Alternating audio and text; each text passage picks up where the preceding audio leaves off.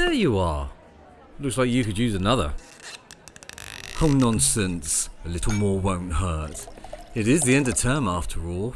Just one more for the road, eh? That won't be necessary, Harrington. Oh, Severus. I didn't see you there. Indeed.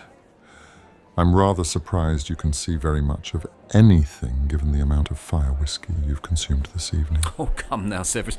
It's all in good fun. Just a bit of end-of-term cheer, nothing more. Just wanted to offer a toast to our Miss Clearwater here. Welcome her. She's had enough. Like she said. Good evening, Professor Harrington. Very well. Good evening, professors. Finally. I wasn't being rude. I was being direct. I'm afraid I have a very low tolerance for men like him who seem to believe that the word no is a challenge rather than a complete sentence. Yet again, Harrington demonstrates his lack of experience and judgment, not to mention an even more glaring inability to maintain his composure in the face of temptation. I was actually referring to his inability to hold his liquor. Are you all right? Good. Just as long as he hasn't put a dampener on your evening.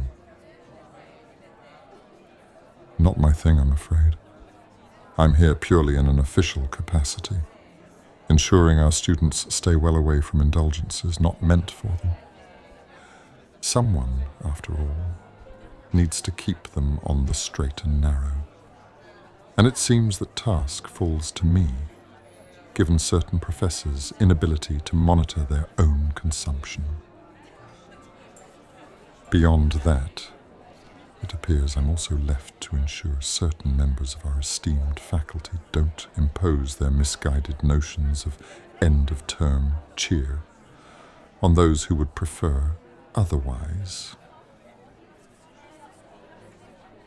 I was actually about to step outside for a breath of fresh air. Would you care to join me?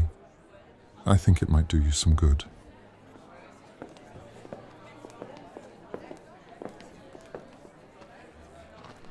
Take my arm, please.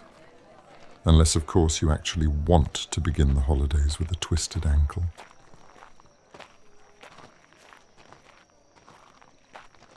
Yes, it's a striking view, especially on a night as clear as this. The way the moonlight dances across the water. It can be quite hypnotic. I often find myself walking along the lake's shores after a long day of teaching. I find this is one of the few places around the castle that grants one a semblance of peace. The castle walls, they can be stifling. Here, at least, there's a reminder that not everything is confined by stone and expectation. It's grounding. We must visit the far side of the great lake one evening. I was there a few days ago, and I happened upon a small shadow fern that I thought might be of interest to you. Of course, you'll know how rare they are. I did consider taking a sample for us both, but it occurred to me that you'd probably like to collect it yourself. It hasn't escaped my notice how much you seem to relish taking cuttings for your greenhouses. Of course, shadow fern can be a bit temperamental, but I get the impression that it would thrive under your care. You're cold. Yes, you are. I can see you shivering. Here, take my jacket. Just take my jacket. It's freezing out here. Perhaps now would be a good time for you to return to your living quarters.